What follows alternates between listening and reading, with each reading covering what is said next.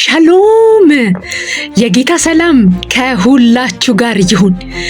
አጋቦስ የተባለ ነቢይ በአዲስ ኪዳን የጳውሎስን መታጠቂያ ያነሳና እጅና እግሩን ካሰረ በኋላ ይህ መታጠቂያ ያለው ሰው እንዲሁ በኢየሩሳሌም ይታሰራል አለ እና ሉቃስ ወደ ጳውሎስ እንደዚህ ሲሉ ላኩበት፣ እንዲህ ብለህ ወደ ኢየሩሳሌም እንዳትመጣ ሊያስሩህ ነው ብለ ጳውሎስ እንደዚህ አለ።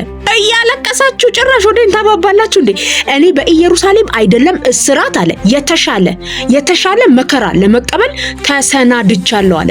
ትናንሽ መከራዎቻችን ለተሻለው መከራ ኃይል የሚሆኑ ናቸው።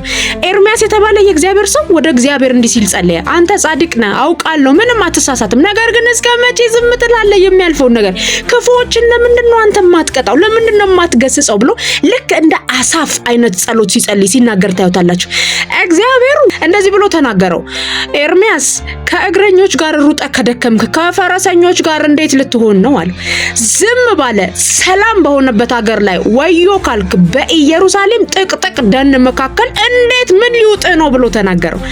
አንዳንድ ጊዜ እግዚአብሔር ወደ ህይወታችን ለዚያ ጩኸት መልስ ሊሰጥ ሲመጣ የመጣ የሚመስለን ሊያጽናና ሊሆን ይችላል።